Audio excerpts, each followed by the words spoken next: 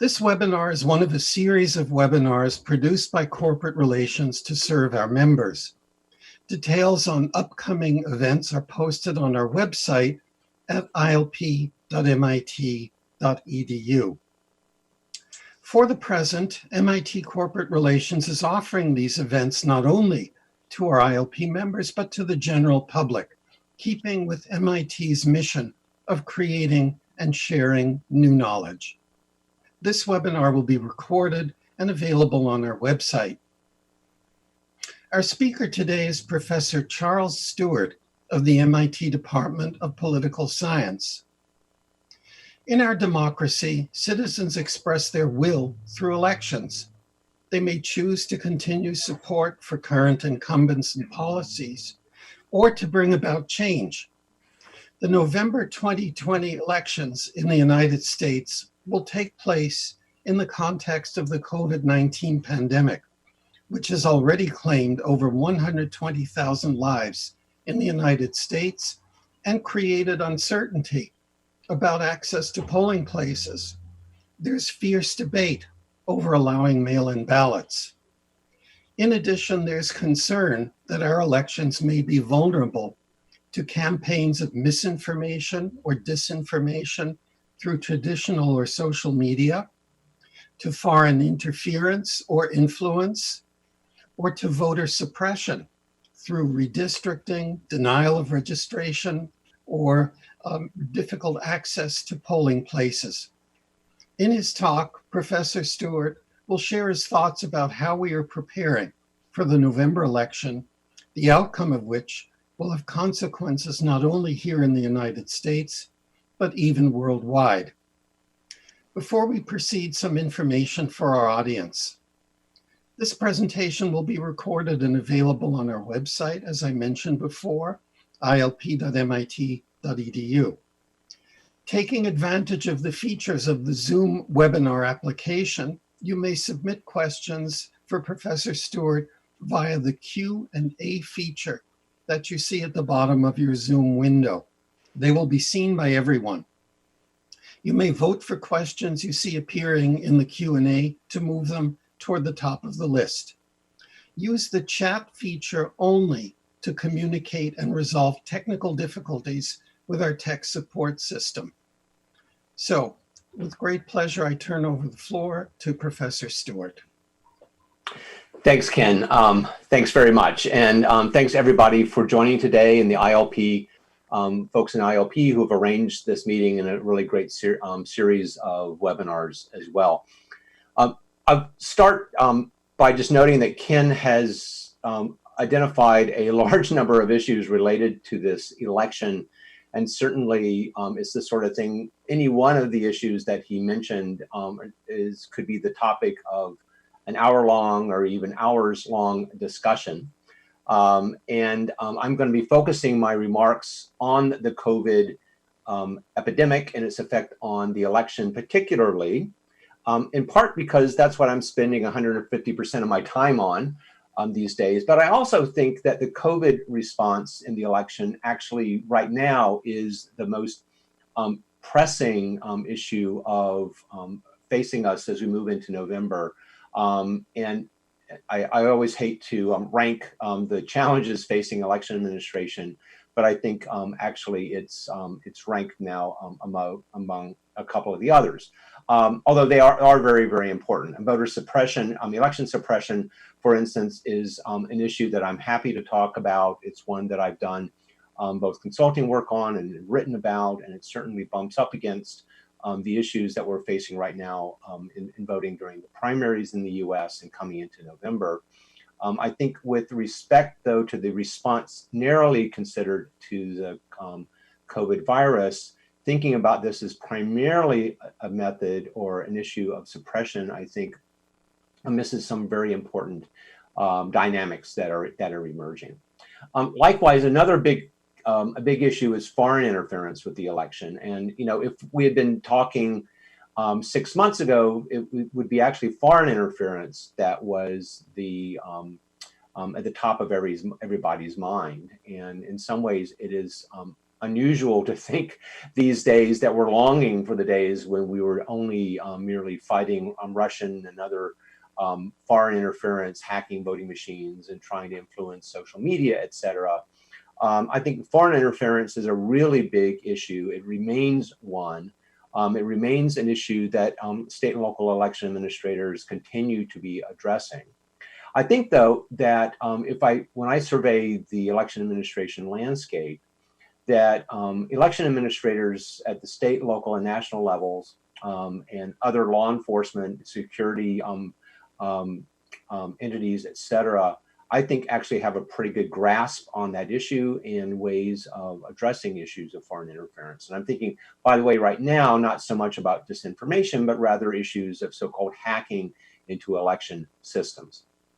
There are issues of mis and disinformation, certainly, and they are certainly oftentimes sourced from overseas. However, I think as we're discovering as we get into this election, that domestic sources of mis and disinformation are doing a good job in keeping everybody busy, and that foreign mis and disinformation ends up being, I don't want to quite say the icing on the cake, but it's something that ends up piling on. But Americans are certainly able to do a job enough on that as they will.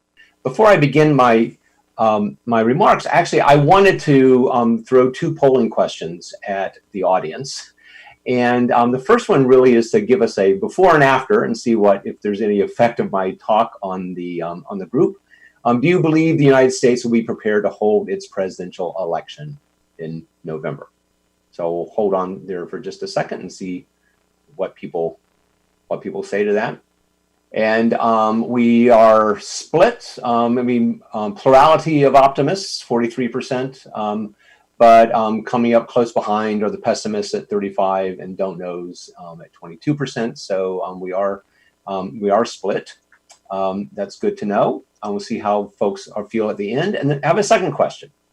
Do you believe that the United States will actually hold its presidential election that is scheduled for November 3rd? I will let you ponder this question in your mind because it's, and I will say that this is a question I got a lot of back in March and April as the pandemic was getting going. And I think there were a couple of issues that arose. One was certainly just concern about the nature of the pandemic and what it meant for social distancing and doing things in large groups.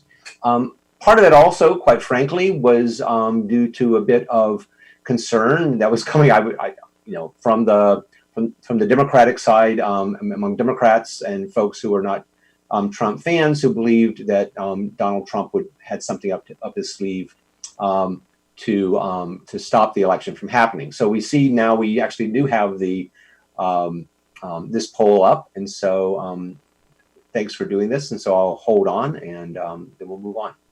And we have most people saying that will be held. So so I looks like I don't have to convince a lot of folks, but let's just talk a little bit about that because it is an issue that's been arisen, and I would like to help folks understand that as a bit of context before jumping into the COVID question directly. And it's certainly the case that if we look worldwide, there have been a number of elections around the world that have been scheduled. This map I'm showing is from an international organization that follows elections and election administration called the International Institute for Democracy and Electoral Assistance, International IDEA.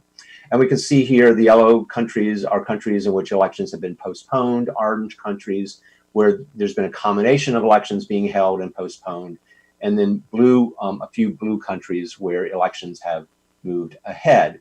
And so, elections postponed in countries ranging from Bolivia to Ethiopia. You can see the list here. A number of countries have just outright postponed their elections. Another number of countries have in fact held their elections despite the fact that COVID is happening. And by the way, the elections here that I'm referring to are the national elections. there have been subnational elections and local elections, and some of them likewise have been held, and some of them have been postponed. The most famous, I would say, of the elections that have been held were held in South Korea, which held its elections in April 15th, in the middle of the international COVID surge, and things were pretty bad in South Korea as well. There's a lot that we can learn from South Korea in how they handled their in-person voting as things were looking pretty bleak in that country.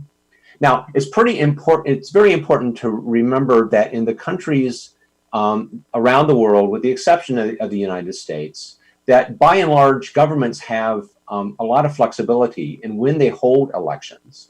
There are, in general, in the democratic world, not fixed dates for elections, but windows in which elections must occur. Whether elections have been postponed or not, it's always been within a legal regime in which elections can be moved about. Now, whether political oppositions like that or not, that's another question, but the legal regimes do allow election flexibility to other countries. So if we return to this question about whether the election will actually be held in November, and again, I don't have to convince y'all, but to let y'all know why the correct answer was yes.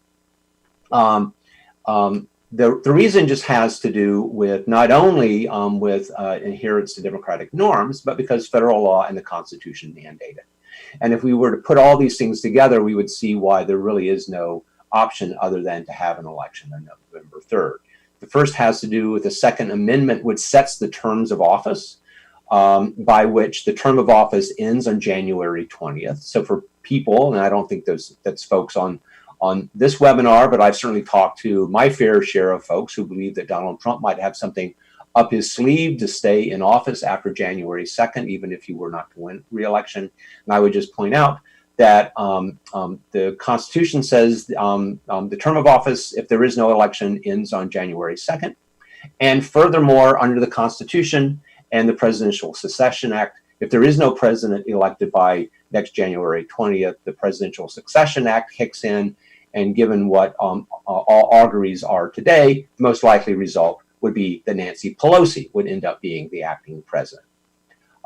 So just to go on, there's a law that was passed, authority from the Constitution, that sets a uniform election date. This is the first Tuesday after the first Monday in November. This has been true since the law was passed in 1845. There is a federal law that sets a uniform date for electors to meet, which is the first Monday after the second Wednesday in December. So the electors have no choice other than to meet on that day. And then finally, there is a law setting a uniform day for Congress to count the electoral votes. So overall, any change to any of these deadlines would require a vote of both chambers of Congress and a presidential signature. And I think we all understand the political circumstances these days to be such that that's not going to happen. Furthermore, if a governor or a health commissioner attempted to close down or delay voting, and we've seen a little bit of this in the primaries, you could bet that there would be a path to the local federal courthouse that would be beaten by a wide variety of litigants, and that it's certain that the federal judiciary would overrule any attempt by a governor or a health commissioner or anything like that to close down polling places and to delay the election. And so what I've been telling folks who've been asking me this question is that on come November 3rd, even if there are zombies walking the streets, and even if the asteroids are falling onto the Earth, we're going to be voting. Okay, so if we're going to be voting, this sets up the challenge. Okay, and like any interesting design problem, we have a major constraint in thinking about voting in November in the United States, and that is it must happen on November 3rd, or at least that is the election day. Okay, so that is the main constraint. There ends up being then the big challenge, which is creating a safe environment for voting in November. And doing so requires applying social distancing principles to these elections, okay? Now, in order to apply those principles, there are a couple of strategies, big strategies. The first is to reduce dramatically the density of polling places by increasing mail balloting. One could also imagine early voting in person, which is a possibility. I'm not going to address that right now. It is not as good an alternative as intuition would suggest, but I'm happy if people have questions about that to say why. And then finally, the other thing we need to do is to make sure that we ensure the health of people who continue to vote in person and also continue to offer in-person opportunities. Okay, so that's the general big constraint and the general strategies, but there are smaller constraints that need to be considered. The first has to do with logistics, the time, money, people, and resources and materials. Now, on the issue of time, actually this morning I downloaded an app called Counting the Days, and I'm now counting the days until November 3rd. We have 132 days until the election. And those days are coming really, really quickly. There's a lot of transitions that need to happen in the next 132 days. All the while, by the way, that most states still have their state primaries to conduct between now and November. The presidential primaries are moving off the stage in the next couple of weeks, but the state primaries are about to be moving onto the stage. And so, there's a lot that's going to be going on at the state level between now and November. So time, money. One estimate that I have heard and seen widely circulated is that to an order of magnitude, it costs about $2 billion to run a federal election in a presidential year. The estimates are that it's going to take another between $2 and $4 billion to make the adjustments we need to make in the next 132 days in order to accomplish what we need to accomplish. At this time of serious fiscal constraint, this is a big issue. People, we have problems of people. I'm going to talk more about this later on, but we are losing the people who have been staffing elections, and this is a serious issue. And then finally, there's the issue of resources and materials. Okay, there are supply chain issues that affect voting in the U.S. just in the same way that we've seen supply chain issues relate to toilet paper and food and other things in this epidemic. There are supply chain issues here, and as well, since so many people are rushing for things like envelopes and printers and other office machinery that's very expensive and very difficult to make, there are serious bottlenecks of logistics. There are many structural impediments that we need to consider as we consider what's going to happen in the shift away from in-person voting on election day. First have to do with just the governance of the electoral system. Federalism puts choices about how elections are run fundamentally at the state level. There's a tremendous amount of decentralization even at the state level. And there's an uneven distribution at the state level of resources from town to town, county to county, et cetera. As well, there's a tremendous asymmetry of the distribution of expertise across these local jurisdictions. And so how to make massive national change when we have 8,000 local jurisdictions running elections with a tremendous amount of autonomy within states. We have 50 states plus the District of Columbia that are fundamentally responsible for running elections. So this, it is really like pushing on some wet spaghetti. That brings us to the close of the morning. Contracting to procurement. Okay, well, welcome to today. Are a major issue with state and local governments. I was talking to the election director of a major city yesterday about the procurement of large equipment that's necessary for the handling of absentee ballots. There is no way that they can do this manually, which is how they've done it in the past. They need to get equipment, but it's not clear that they can actually get the equipment bought and installed and up and running in time for November because of the procurement processes at the state and local levels. And then finally, there are existing laws and regulations, obviously, that need to be changed. And the laws, especially, many states now are politically divided in getting any sort of election laws changed. is a big lift. And we've seen a lot of theatrics around this around the country. In addition to the structural impediments, we need to think about established behavior. Not only do we need to change, it is a big challenge to get 8,000 local jurisdictions, 51 states in the District of Columbia, to change their procedures around elections. In many cases, these are procedures that are a century old. That's one thing. It's another thing to change the behavior of 130 to 150 million voters who are likely to show up and vote on November 3rd. People are subject to their habit. They're creatures of habit, and this is definitely true in the case of elections. And then the second to last set of constraints have to do with politics, polarization, and partisanship. I've already made reference to this previously, but in my view, there are a number of good government, technocratic solutions to the things that we face that by and large election officials, regardless of their party affiliations, agree to these things. But when these proposals get into state legislatures and in county commissions, et cetera, where there's a lot of politics, the moving gets slow, and in a few states, it's absolutely stopped. So politics, polarization, and partisanship is a big thing. And then finally, just the issue of unpredictability. There's a lot of planning right now going on, assuming that in November there will still be the pandemic, but that will there be a spike? Will there not be a spike? Will there be a spike in Wisconsin? Will there be a spike in Arizona? Will it only be in Iowa or South Dakota? We don't know. And so there is all sorts of planning that can happen. Nonetheless, there could be a great, who knows what's going to happen.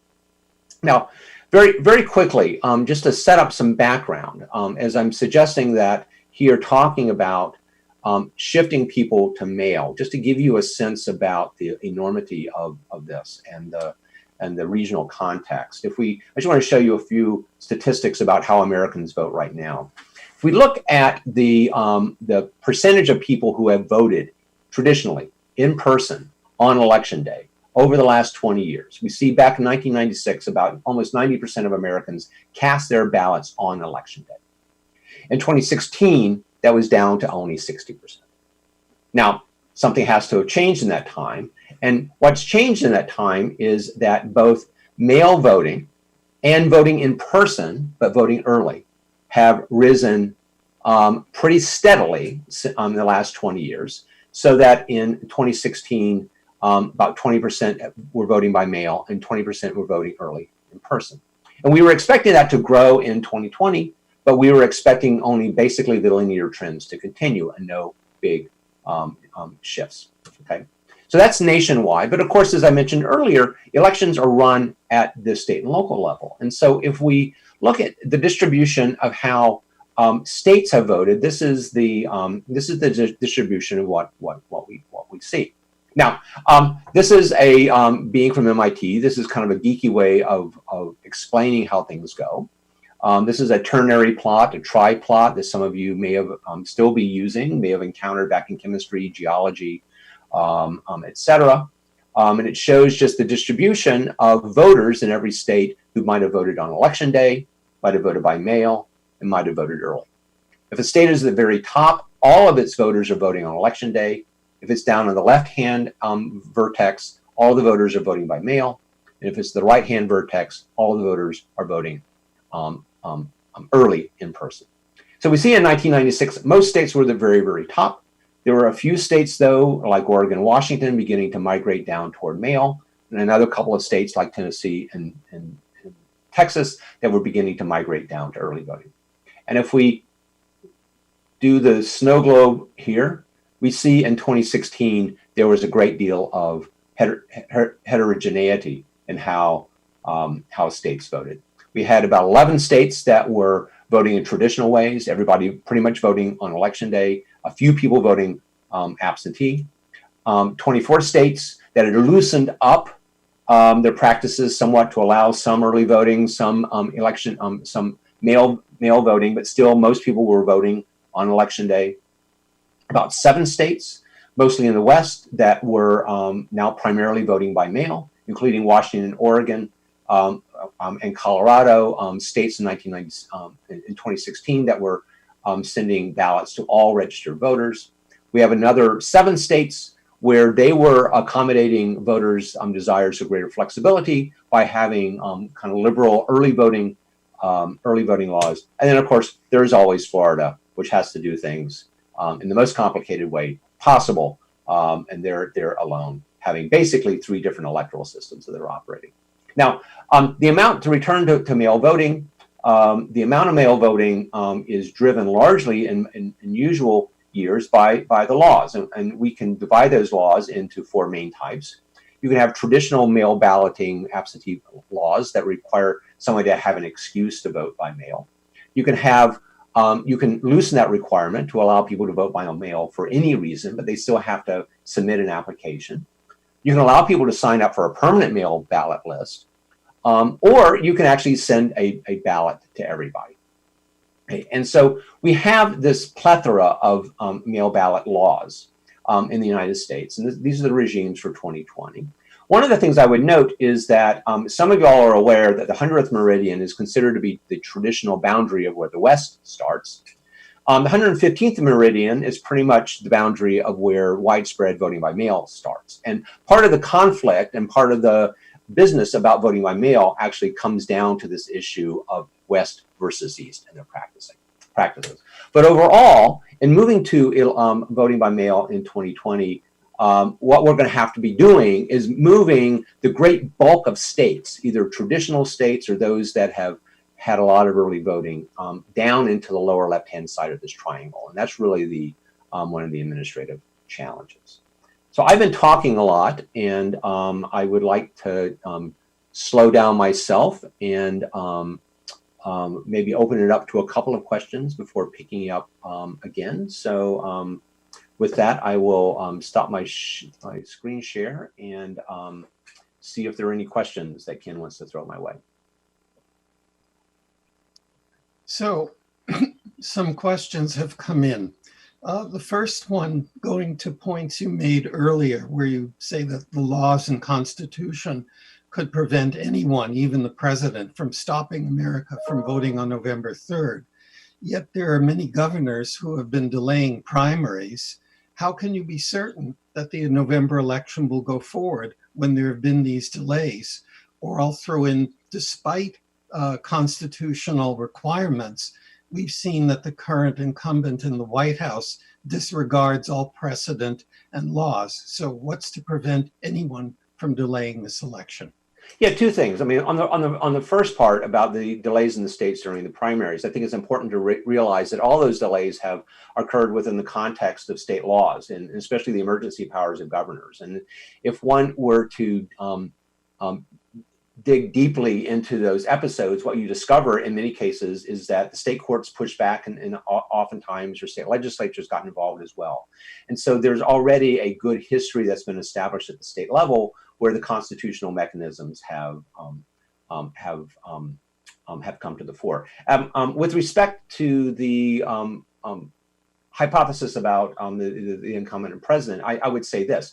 The first thing is that, again, the president has no legal authority to do anything with respect to delaying the election. And so it's all up to the states. And it's my experience with both the legal systems of the states and the election administrators in those states is that they would not put up with a desire of President Trump to delay things. And then finally, I would just say it's pretty clear that the legal system has been pretty conservative when it comes to reading election laws this time around. And so I think that I don't put it past President Trump and maybe some others to try something. But I think that our legal system has proven to be robust so far in the face of the challenges, and that the November 3rd date is pretty much set in stone. So here's another question that is on many people's minds. You may want to defer the answer, but I'll put it out there. What happens if Trump and his supporters claim that the election was rigged, if he loses or he doesn't like the results? So what are the remedies? What are the possible consequences of such claims? Right, and I think that's we can certainly come back to this, but I would say right off the bat that is one of the things that I've been working on with many other colleagues since the beginning of the year. So this precedes the COVID issues. And in fact, I interpret President Trump's tweets as setting up a scenario such that if he were he to lose in November, that that he would claim, and certainly his supporters would claim, that it had been a setup.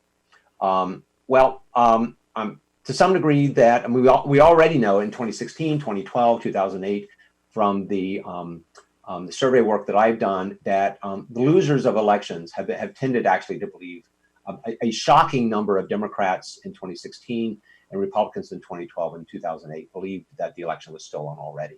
And so the good news maybe being that the problem is already there. It's just vocal, right? And so I think that there's a couple of ways in which we can battle back against that. One is that we're beginning to see the press doing a lot to inform the voters about the nature of election administration and vote counting. That's thing number one. Thing number two, we've already seen as well Republican secretaries of state and election directors defend their processes against these tweets. And so I think, this is a longer conversation that we can have, but I've been quite heartened by the willingness of Republican secretaries of state to stand up to President Trump's tweets and to the charges of others who are following along in less sophisticated, that's possible to say, attacks on the system. Okay, so one last question. Aside from dealing with accusations of fraud or incorrect counting, what would happen if the administration succeeded in shutting down the United States Postal Service before the election? A couple of things. I mean, the first thing I have to say, and this is oftentimes the issue with election-related issues. We have to remember that elections are they are the skim coat on the top of usually the economy or any other social process that we're talking about. And so, if one were to say, well, imagine that the administration would shut down the Postal Service to stop the election, they would have to stop the Postal Service from doing anything. And I think at the end of the day, honestly, I don't think that the administration would do this, despite concerns to the contrary.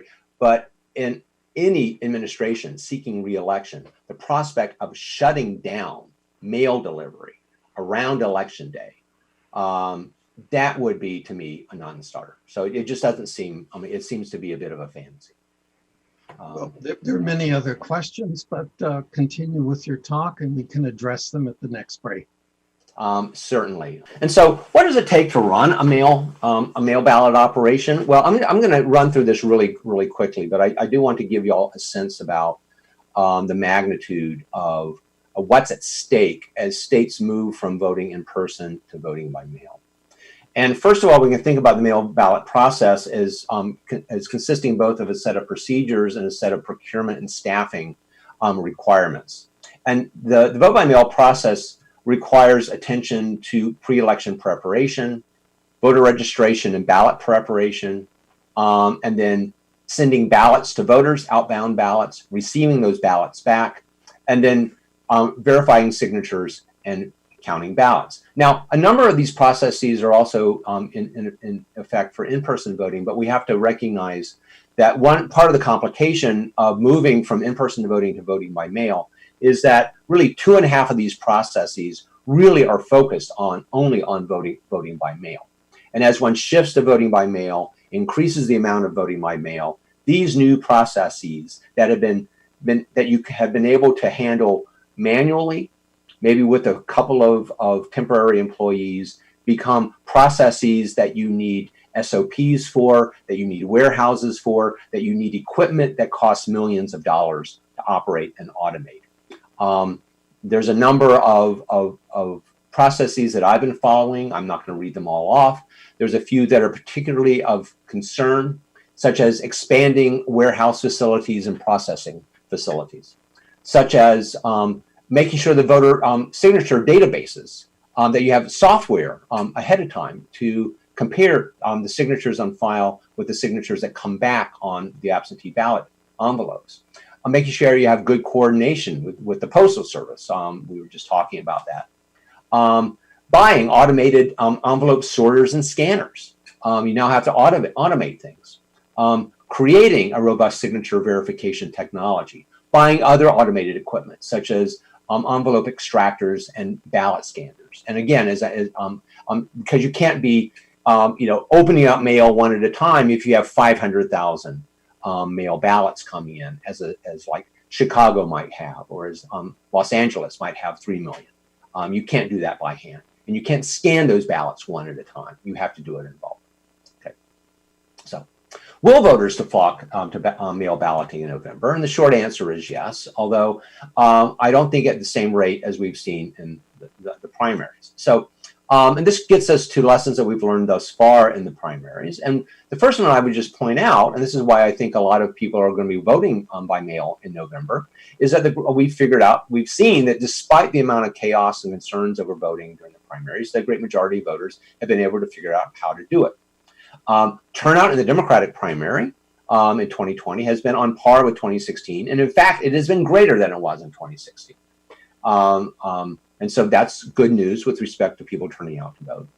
And that states with no history of voting by mail before have seen big surges. Okay, and here's just a graph to kind of illustrate that. This is a graph that shows the percentage of ballots that were cast by mail in the recent primaries. Maryland at 97%, all the way down to Florida at 46%. You can see on all of those bar charts a vertical white line, which is the prior record in those states. And you can see in virtually every state, in this case, except for Florida, we have seen an increase by an order of magnitude in the number of mail ballots in the primary season compared to what was experienced in the last general election, which had a turnout of 2 to 3 times greater than in the primary. So people are shifting to voting by mail. But at the same time that we're learning that the rapid expansion of vote by mail can lead to voter confusion as standards are changed, as rulings change in the court, etc. We are discovering that not all jurisdictions are capable of handling the surge in mail balloting applications and handling return ballots, at least on time. We saw this in Wisconsin. We've seen this. We saw this in Pennsylvania, and we're seeing this a bit in Kentucky. And even when the ballots have been handled on time, it's been because manual process. People have been working manually 24/7 for up to a month to process these things, and so there are issues there.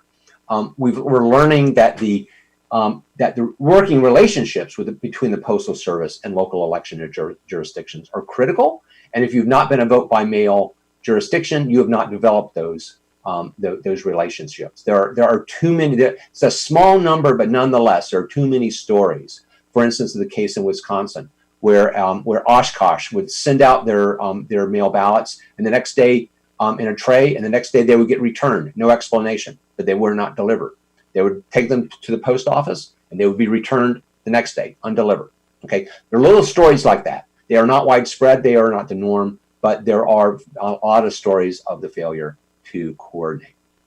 Then finally, there's the issue that the absentee ballot cycle takes time, and it's a time voters may not grasp ahead of time. And just consider this. This is from the U.S. Postal Service, and it's the speed of service standards that they have set for first-class mail, for marketing mail, which used to be called bulk mail. And usually what happens is that when the local official sends you a mail ballot, they send it to you bulk mail, marketing mail. You will send it back to them first class. So let's do the numbers. Let's imagine that you're a voter and you decide that you want to vote. Well, you may have to mail an application to the election office. That's going to take 2 to 5 days if that's done first class. It's going to take a day to 3 days to process that.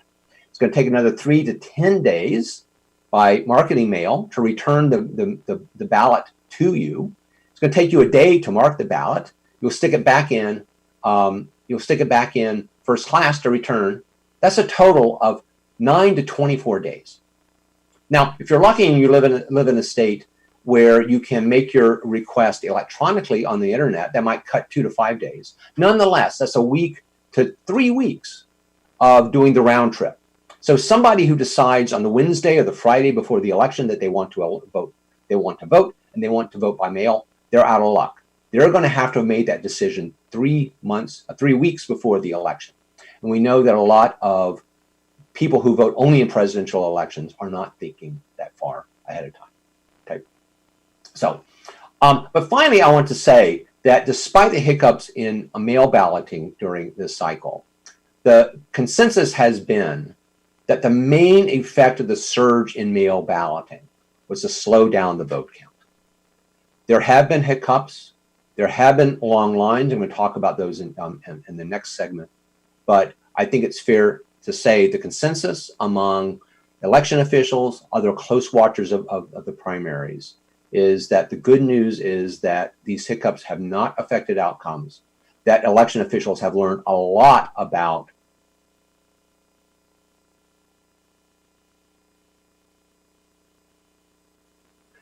by the way, my computer sometimes has senior moments, and I apologize for that. So I'll just say, on the final thing I was going to say is that there's a lot of adjustments that have been made that we're reading about in states like Wisconsin and Michigan, et cetera, as they basically got religion around what they saw in mail balloting in the primaries. So I'll stop there again to see what other questions that folks might have at this point. Before moving on to the final wrap up.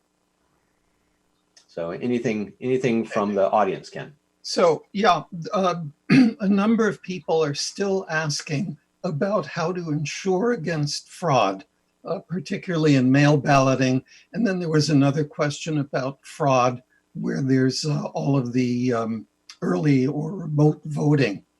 But I think a secondary question is about, because you've addressed some ways to ensure against or minimize fraud, there's still a chorus coming, especially from the White House, about fraud. And I think that that's more of a philosophical question on how do you instill confidence in the voting public that there isn't fraud?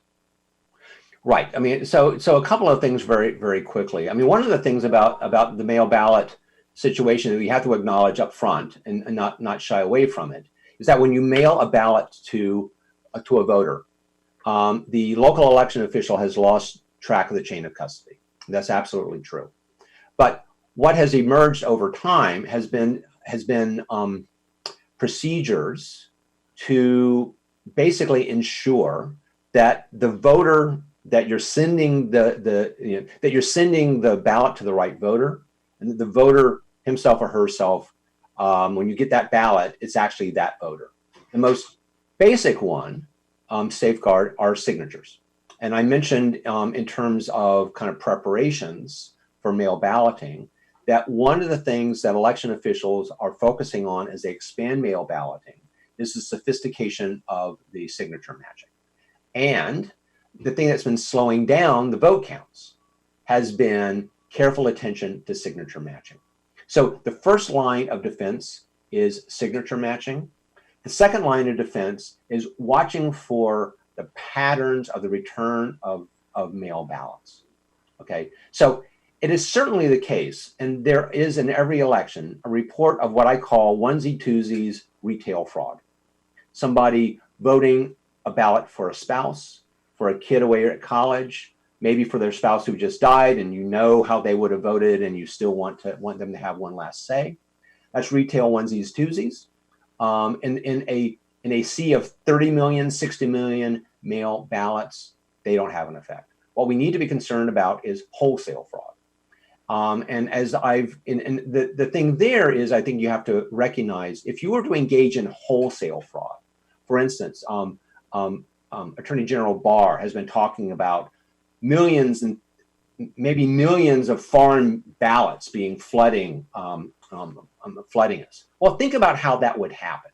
Okay, first of all, the ballots are printed to very, very specific technical standards. So you would need, first of all, the fraudsters to be over someplace figuring out all those technical standards. Secondly, everybody gets a pretty much unique ballot. So if you want to fraudulently vote for tens of thousands or hundreds of thousands of people, you're going to have to figure out which ballot each of those people are supposed to be having. And then finally, you have to forge all of their signatures in a convincing way. None of this makes sense in terms of wholesale fraud. And so, yes, there will be some things that sneak through, absolutely. But there's been a lot of research done on this. I've done this research. Other people have looked into it. And the amount of fraud that can be found through, through pattern matching, through legal cases, amounts to thousandths of a percent of the votes cast in an election. So how do you convince the voting public that that's the case? Well, so here's the thing. Well, one, I mean, some people might not be convinced. But here's the other thing. And this is the thing that I've noticed. And again, I've done quite a bit of public opinion survey research on voter confidence and what people believe about elections. And these are the two things that are true. Thing number one, they believe that elections in their local jurisdiction were done fairly and securely and honestly. So I think that, and actually we don't see those numbers really moving despite the noise at the general election level. So if we're concerned about local and state stuff, I'm not too worried about that. At the national level, as I mentioned previously, there is a tendency already to doubt. Now, this is not a defense, and this is not good news, but what I'm suggesting is that there would have been concerns about fraud regardless. The best I think the election officials can do, and what I'm encouraging them to do, is to be entirely transparent about what they are doing and their processes from stem to stern to communicate that to voters. And then finally, I think that we will see a large number of Republican secretaries of state defending how their elections were conducted. And so some people are not going to be convinced, but among the people who can be convinced, I think that there's an awareness of this issue, and we will see election officials and other significant influencers getting the message out about how the process emerges. And that's the best I think we can do. One quick remark here. Someone has commented, as you laid out the timetable for receiving and returning and then processing mail ballots, why doesn't the post office do this priority mail? Well, someone has to pay for it, and I mean that's where if you get back to the cost of running the elections, one of the part of the debate in a large number of states is how to use emergency, basically the relief funds that have gone to help elections. And a number of states, they're not doing priority, but they are doing first class returns, or paying for first class. The other thing to know, this is another secret, that if you don't put postage on your return envelope, it gets delivered anyway, as an aside. Nonetheless, a number of states would prefer to send things first class, and that's where the debate is right now about using money to do that. But someone has to pay for it, and that would be the first thing that the Postal Service would say. Let me turn now to the other side of the equation, which has to and kind of finish up on this about the need for continued in-person voting options. And so there's one last thing that we've learned from the primaries, and that there is a major imbalance, despite the fact that people are rushing over to mail voting. There has nonetheless been a major imbalance between demand for in-person voting that has remained and the supply of in-person opportunities. And this group knows what happens when there's a major imbalance of supply and demand. A number of things happen, but one of the things that happens is that you get long queues. And this has been really the source of long lines that we've seen all over the country, in Wisconsin, Michigan, in Georgia, in Pennsylvania. I'm waiting to see what's going to happen today in Kentucky. So in order to deal with this imbalance, there's a need to consider both the supply and demand side for in-person voting. So let's first of all think about the demand side. Why does there continue to be high demand, nonetheless a robust demand for in-person voting?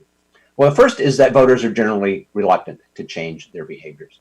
And one of the things I've been saying regularly is that, yes, you can divert 1 million people in Georgia from in-person voting to mail voting, but that's not going to stop another 1 million people from showing up at the polls. Okay, so there is entrenched behavior that's going to be difficult to change. There are some voters who are going to need in-person assistance. Maybe they have a disability, language need, or they will need in-person voting as a safeguard against mail ballot snafus. There are some people who distrust the mails, and we've heard that reflected in some of the questions and comments that have been made so far. Some distrust the USPS, and some people just don't like to lose control over the ballot because they're concerned. I mean, they really want to make sure that their vote counts. People who vote in general elections are less experienced than primary voters. They've historically voted in person at the highest rates. They are more likely to decide at the last minute to vote at a point where it's too late to request a mail ballot. And in a good number of states that have election day registration, this is a really popular way to register. So for young people, particularly highly mobile people, people are going to need polling places on election day in order to register so that they can vote. And then, of course, this has been made reference to many times. There are the tweets by President Trump. And the point I would just mention here is that to the degree that President Trump is influential, he is influential to his base. And this is suggesting I'm getting messages back from election administrators suggesting that Republicans are becoming less likely to request mail ballots as the primaries move forward. Okay, so Republicans are going to need in-person voting. Okay, so that was the demand side. There's the supply side to be concerned about. First of all, in-person polling places are disappearing. Okay, if we look at where election day voters voted in 2016, here's the list. 30% voted in schools, 22% in churches, 16% in community centers, etc. Word that we're getting in the press and my talking to election officials is that churches are disappearing as possibilities. Fire and police stations and anything with first responders are disappearing. Senior centers are disappearing. So that's 34% of voters right there. And in most parts of the country, there are questions about school buildings, whether they will be available, and community centers. Okay, so, election officials don't have control over their polling places. This is an issue. Poll workers are disappearing. And the main reason poll workers are disappearing is that they're concerned about COVID. And if you look at the age distribution of election workers in 2016, you will see that in 2016, almost 60% of poll workers were over 60. The sweet spot for concern about getting the disease and potentially dying from it. Okay, so there are approximately 1 million people who work the polls on election day.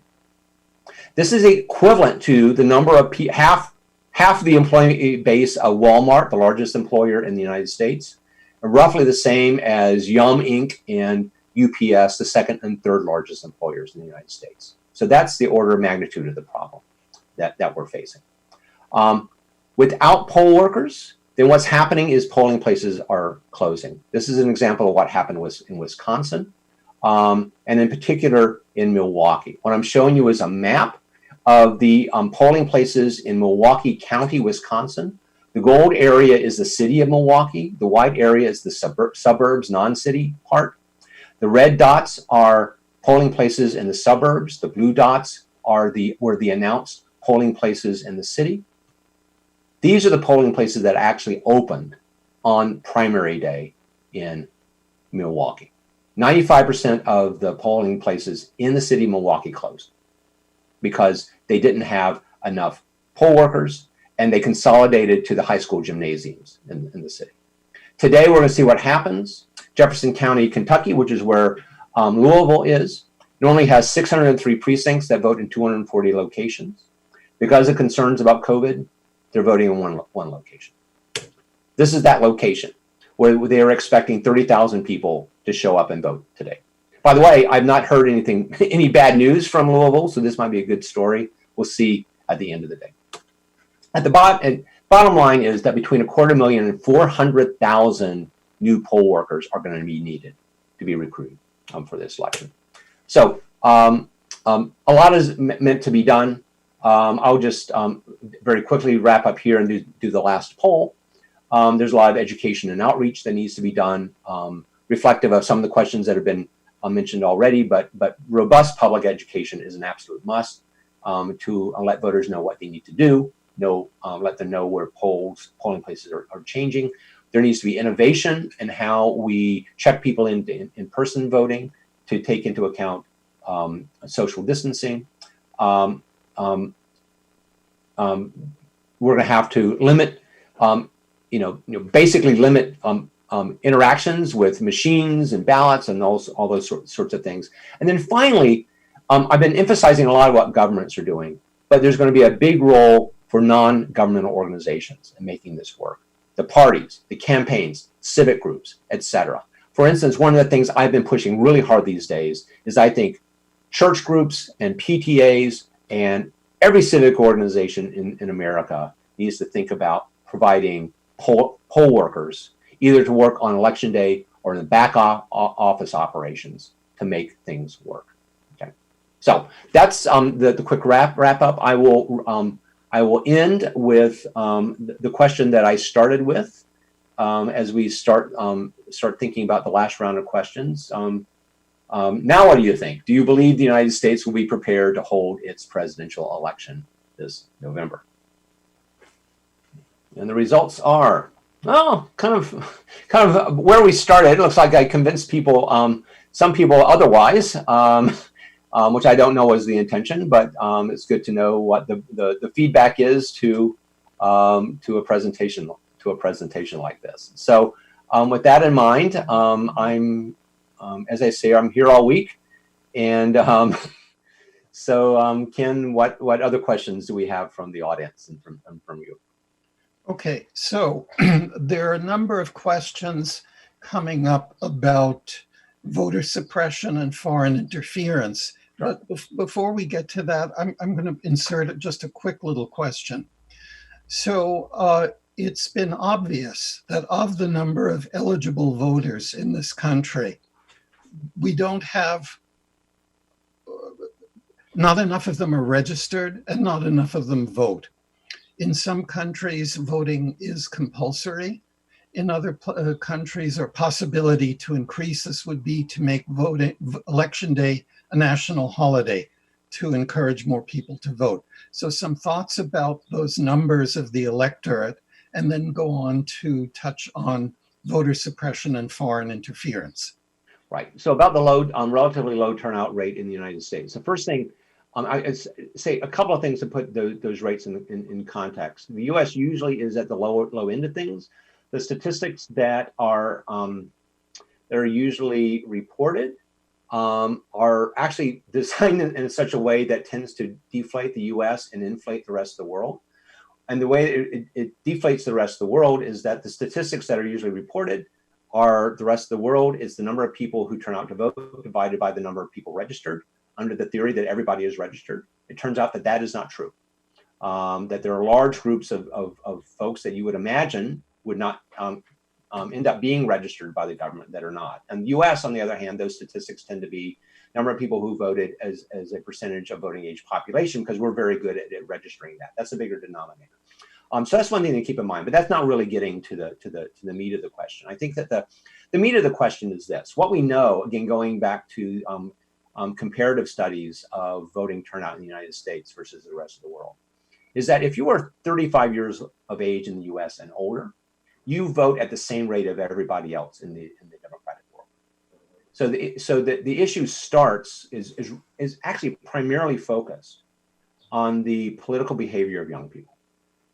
And so what distinguishes young people in the United States and what makes it difficult for them to vote? That's where I think we need to be focused on.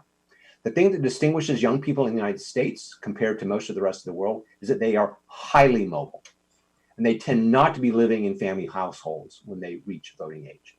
And tracking down young people has become the holy grail of of voter registration activity in the United States. There are some things that could help that. And I would say that a holiday and compulsory voting would not move that needle. But things that could move the needle, that are proving to move the needle. Pre-registration. Many states now allow 16-year-olds to pre-register so that they become eligible when they turn 18. That's turning out to be very effective in getting young people on the rolls. Something called automatic voter registration. You sign up for a driver's license. When you turn 18, you are registered to vote. And now, especially with Real ID, you have to demonstrate that you're a citizen. So issues of citizenship and voter and driver's licenses shouldn't be such a great concern. Election day registration is another one that helps to register young people. And so I would say that it's more on the registration side. And if we were to be really, oh, by the way, I should say there have been studies. So compulsory voting does increase turnout, but it doesn't increase the number of legally cast votes. What it increases is the number of people who spoil their ballots or cast what's known as protest votes. So it doesn't, in my view, meaningfully increase participation. It just gets more people to the polls to say how cranky they are to be required to go there. Holidays don't increase turnout. Think about it. If you were given a day off, what would you do? Would you vote, or would you go to the beach? Or would you go visit a family? What would you do? And so you're asking about the marginal behavior of people there. So I think to move the needle, we need to focus on young people and do the things that would get more young people onto the rolls and then mobilize them. Voting is addictive. Once you've registered and once you've voted, you are likely to do it again, even when you move, because you've had experience with the system. So that's, I think there might have been another question there, but I've forgotten what it was. Well, we have to get back to the topic of voter suppression and foreign interference. Sure. And voter suppression can be done in many ways by drawing a district map, gerrymandering, or other furnishing only one polling place in a very populous district so that people time out and can't get in, and other ways of intimidating or preventing people from exercising their franchise.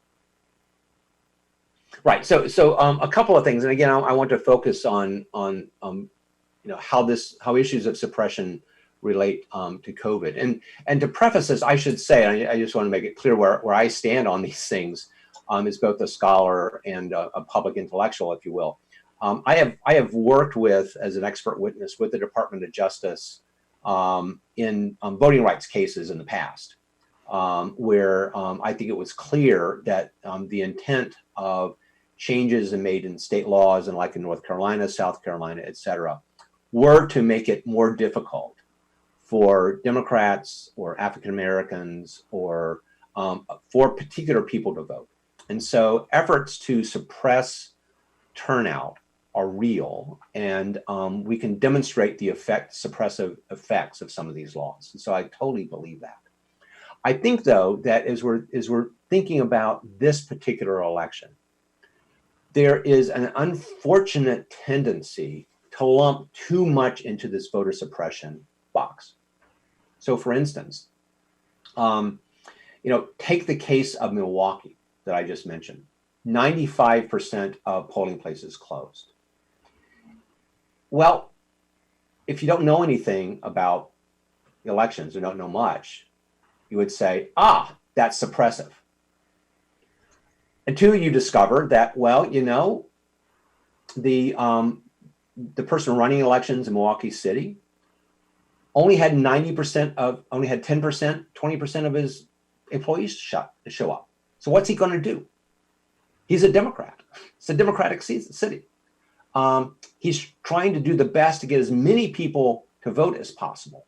He's been getting, trying to get people to vote by mail and doing those sorts of things. And yet we know that, and this is a strong finding in political science, that if you move a polling place, if I move a polling place 1 mile away from you, robust finding, you have a 4 percentage point probability of voting drop. Okay, it's a straight linear effect. So we know there are people in Milwaukee who did not vote because of that consolidation. We know that. Was that suppression?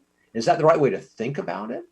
Or was it a really unfortunate consequence of managing in an emergency? And I think that matters because it affects the time, and that framing matters in this moment because it affects the types of remedies that we pursue. If we think that the big problems we're facing right now are logistical ones, then what we do is we try to deal with the logistics. And honestly, that's what I'm doing a lot of right now in what's known as what I'm calling the Healthy Elections Project that I'm running with Nate Pursley at Stanford. So this is healthyelections.org. Go there and find out about the project. We're focusing on logistics. We want to get Purell. We want to get poll workers. We want to get sorting machines to local officials. So if you think it's a logistical issue, then that's what you do. If you think it's suppression, what do? You sue. You go to the courthouse and you sue and you get a remedy. Maybe you can implement that remedy. Maybe you can't. You don't care because you think it's suppression. And the way that you deal with suppression is by suing. Now, sometimes the two work together. If you sue, if you think it's suppression and you make an election official do something, then they have to deal with the logistics. But I just think that, this is a hard bit of work to be done.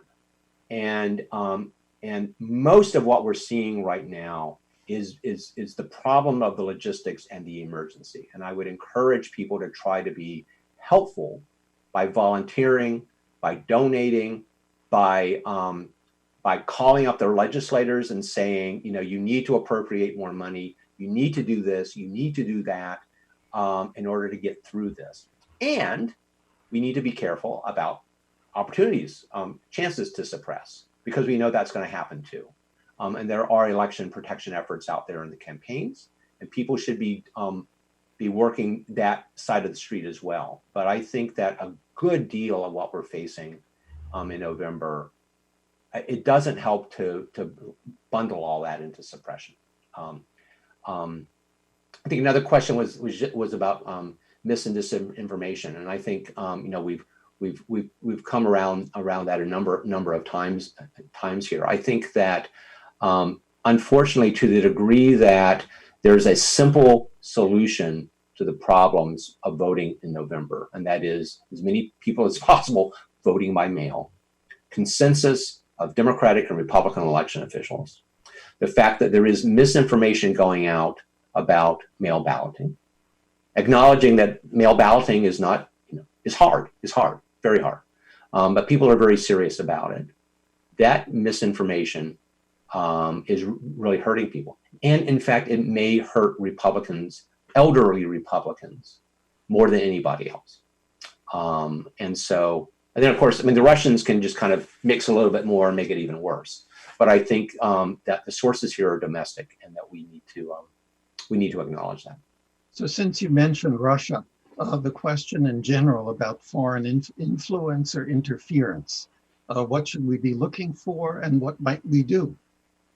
What should we be looking for, and what might we do? Well, in terms of influence, and I have to say that I have colleagues in the political science department, Professor Adam Berinsky being one, who spend their lives studying actually rumors and misinformation and that sort of thing, as opposed to election administration. And so if you really want to know the answer to a question like that, email Adam Berinsky at mit.edu.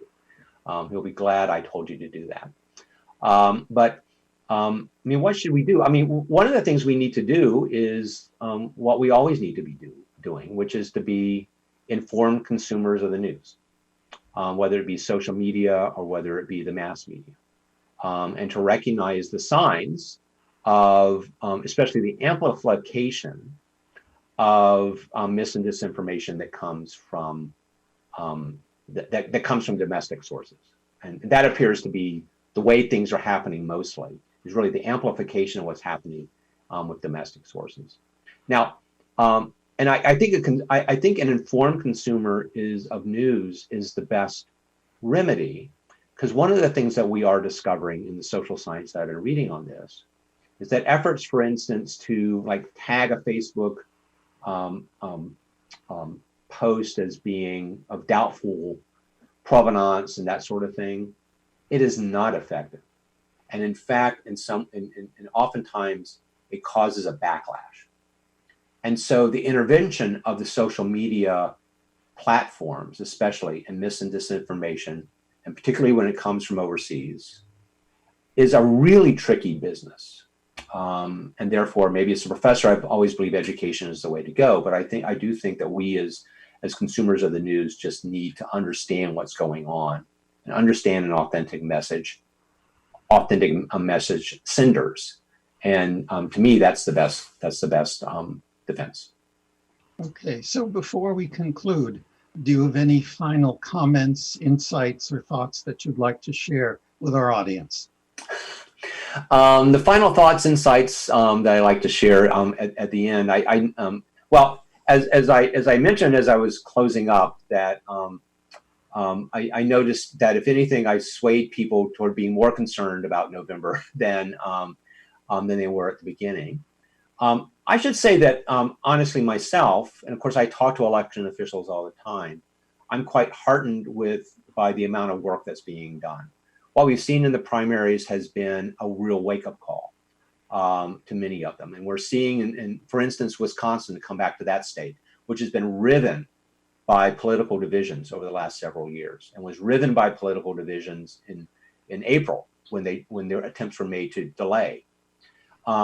There was a unanimous vote of its politically constructed elections board about taking measures needed to automate the process, to get to facilitate mail balloting in Wisconsin in November.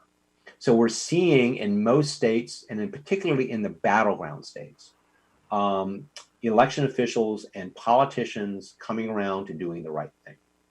So that, and we'll see how it goes. We'll have another round of primaries to come up in August and early September, and the proof will be in the pudding there. But I would also say that at the end of the day, this will be the last thing I'll say. There will be more mail balloting in November. It takes a long time to count mail ballots. We need to be patient because we may not know on Wednesday morning or on Thursday morning who has won the election. And so again, this gets back to us steeling ourselves in terms of what we know about information out there in the world. Claims will be made that as vote totals move around, as reported vote totals move around, that an election is being stolen. But I think what we need to do is be patient. We need to be vigilant. We need to be watching election officials as they count those mail ballots. But that's what we need to be doing, being vigilant and observing rather than making assumptions about what's happening during the days immediately after the election. But in any case, buckle in because it's going to be a wild ride nonetheless.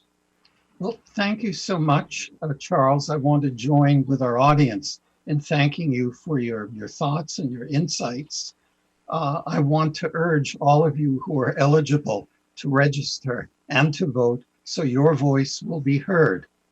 I'll also remind our audience that a recording of this webinar will be available on our website, ilp.mit.edu.